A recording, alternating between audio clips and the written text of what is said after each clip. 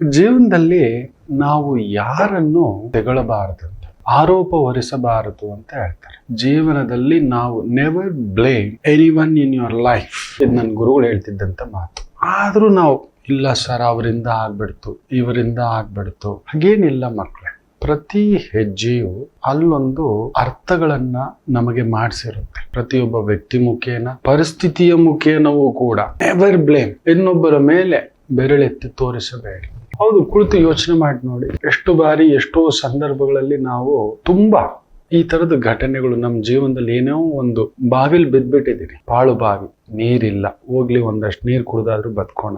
ಹತ್ತಿಳಿಯೋಣ ಅಂದ್ರೆ ಅಲ್ಲಿ ಹಗ್ಗದ ತರ ನೇತಾಡ್ತಿರೋ ಹಾವು, ಇನ್ನೊಂದು ಮೂಲೆಯಲ್ಲಿ ಇರೋ ಒಂದು ಕಾಡು ಕಿರುಬ, ಆತ ಕಡೆ ಮುಳ್ಳುಗಳು. ಹತ್ಲಿಕ್ಕಾಗ್ತಿಲ್ಲ, ಇರ್ಲಿಕ್ಕಾಗ್ತಿಲ್ಲ. ಇಳಿಯುವ ಮೊದಲು ಕೇಳಿಕೊಂಡಿರ ನನ್ನನ್ನ ತಳ್ಳಿಬಿಟ್ರು.